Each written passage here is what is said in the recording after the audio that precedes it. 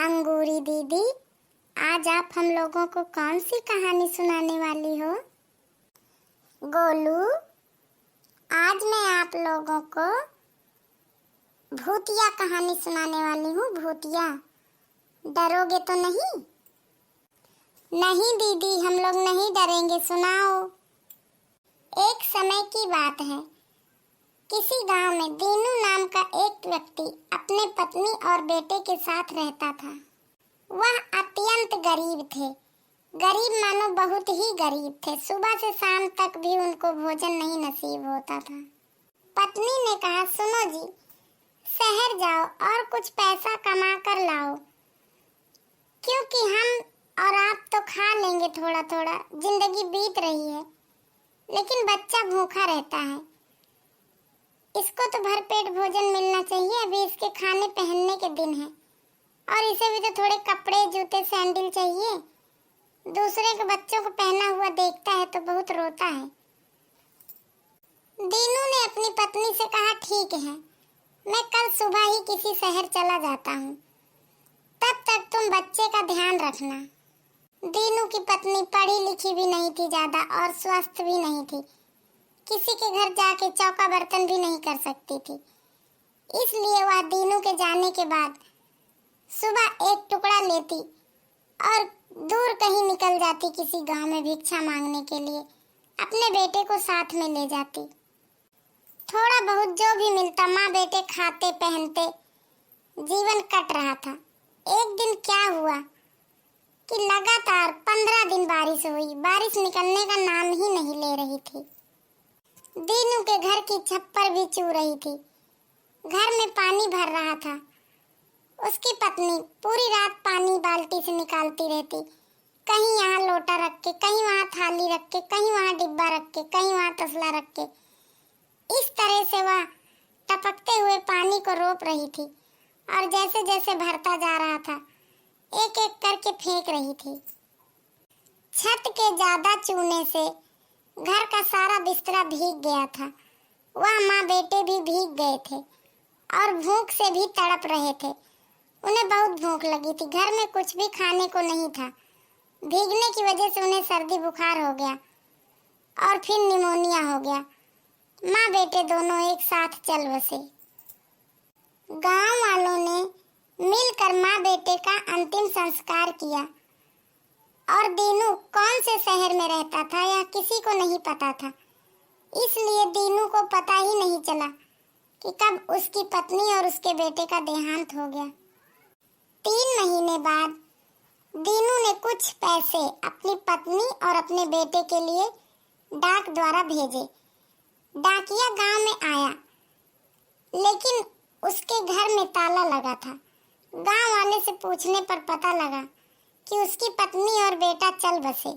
दीनू का कोई पता नहीं है कि वह कहाँ रहता है। डाकिया पैसे लेकर वापस चला गया। दीनू को वह पैसे दोबारा मिल गए। उसने सोचा, पैसों को किसी ने रिसीव क्यों नहीं किया।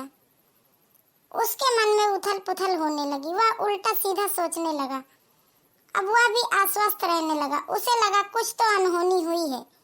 किसी तरह वह 2 महीने और टिका और पैसों का इंतजाम करके वहां से चलता बना, क्योंकि वह अपनी पत्नी और बेटे से मिलने के लिए बहुत ही ज्यादा ललायित हो रहा था।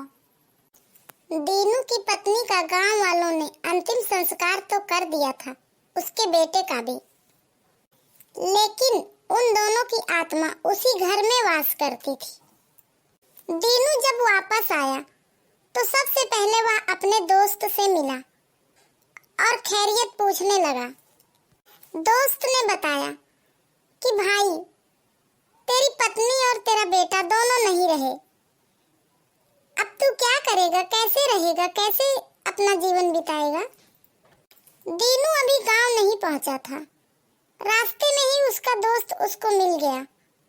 अब वह अपने दोस्त के साथ कुछ दूर तक आया। फिर उसका दोस्त बोला, भाई मैं चलता हूँ, तुम भी अपने घर को चलो, और नहीं तो चलना है तो मेरे साथ मेरे घर को चलो। घर में कोई नहीं है, अकेले जाकर क्या करोगे? लेकिन दीनू को विश्वास नहीं हो रहा था। उसने कहा, देखो भाई मेरे दोस्त, मैं सबसे पहले अपने घर जाता हूँ।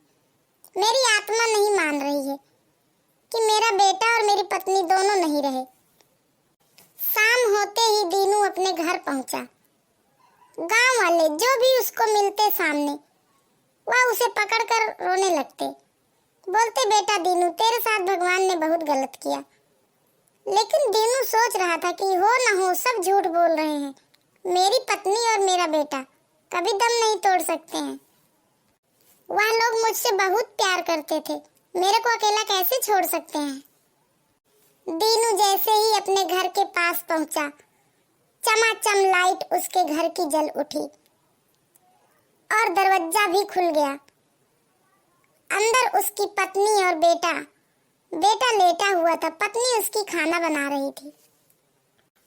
वह देखते ही सोचने लगा, मेरा दोस्त कितना गलत है, उसने मुझे कितना गलत संदेश दिया। मेरा बेटा तो लेटा है, मेरी पत्नी खाना बना रही है।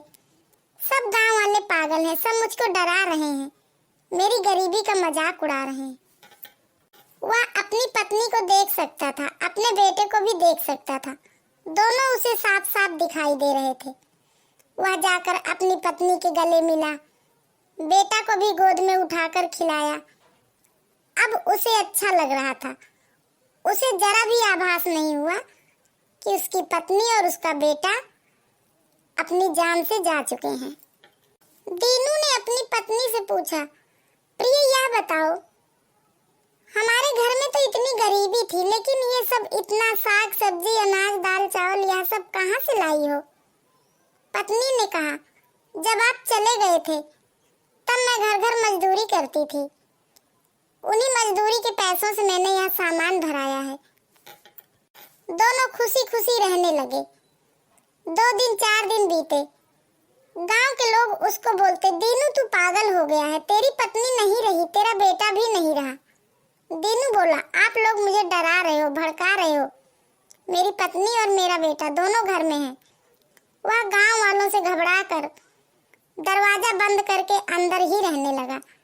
अपनी पत्नी और बेटे के साथ खाता पीता मजे करता हंसता खेलता रहता। बस सुबह शाम बाजार जाता कुछ सामान लाने के लिए। एक दिन रास्ते में उसकी भेंट एक तांत्रिक से हुई। तांत्रिक ने कहा, बेटा कहाँ जा रहे हो? दीनू बोला, बाबा मैं बाजार जा रहा हूँ साग सब्जी लाने। फिर तांत्रिक बोला, बेटा मुझे तेरे ऊपर बुरी आत्मा का साया लगता है। दीनू बोला, नहीं बाबा, आपको गलत फहमी है, मेरे ऊपर किसी आत्मा का साया नहीं है। आप अपने रास्ते जाओ, मैं अपने रास्ते जा रहा हूँ। बाबा बोला, नहीं बेटा, मैं तुझे इस मुसीबत में छोड़कर नहीं जा सकता। तू कितना दिन गलत फहमी में जिएगा? तू सच्चाई को देख, हकीकत को देख। तेरे ऊपर किसी बुरी आत्मा का साया है। तू आजकल आत्माओं के साथ रहता है। दीनू बोला, नहीं बाबा, मैं कहीं नहीं रहता, मैं अपने घर में रहता हूँ, अपनी पत्नी और अपने बेटे के साथ, और कहीं नहीं जाता आता हूँ। आप जाओ, मेरे ऊपर किसी बुरी आत्मा का साया नहीं है। तब बाबा ने कहा, ठीक है बेटा, तुमको मेरी बात झूठी लग रही है, तुम जाओ सब्जी लेकर आओ, फिर मैं बताता हूँ।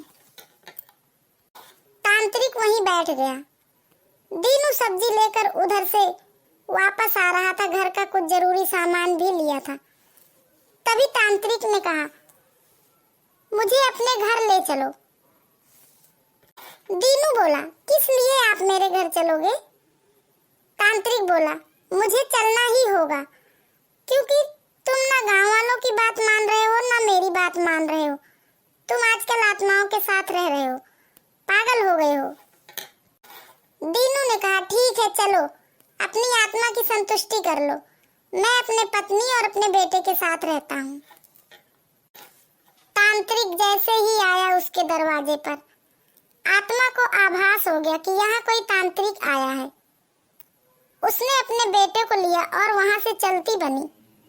अब वह घर जो एकदम से खिला खिला था, अंधकार से भर गया।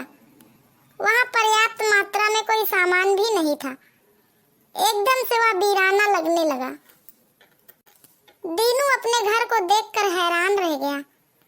तांत्रिक ने कहा, देखो बेटा, यह घर सालों से इतना गंदा पड़ा है, यहाँ कोई नहीं रहता है। तेरी पत्नी और तेरा बेटा अब नहीं रहे, वह उनकी आत्मा है जिनके साथ तू रहता है। अगर नहीं विश्वास है तो घर के अंदर जाके देख, तुझे कोई नहीं मिलेगा। दीनू घर के अंदर गया। उसने देखा कि घर के अंदर सारी चीजें सड़ी गली टूटी फूटी पड़ी हैं।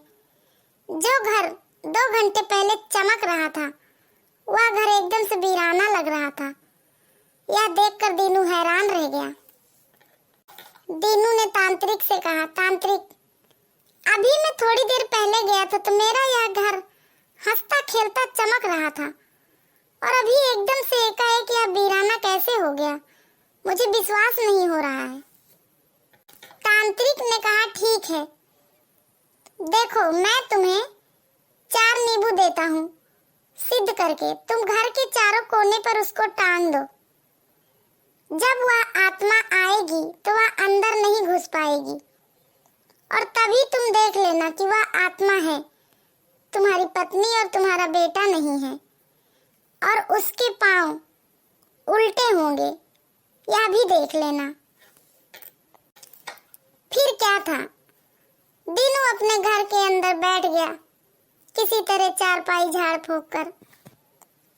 जब रात को 12 बजे, तब वह पत्नी उसकी वहां आई, अपने बेटे को भी साथ लाई, लेकिन वह अंदर नहीं घुस पा रही थी। घर के अंदर बार बार जाने को कर रही थी, लेकिन घुस नहीं पा रही थी।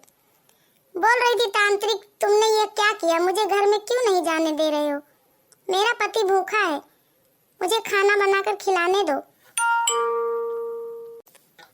तभी दीनू ने देखा कि हाँ, सच में वह तो अंदर नहीं आ पा रही है।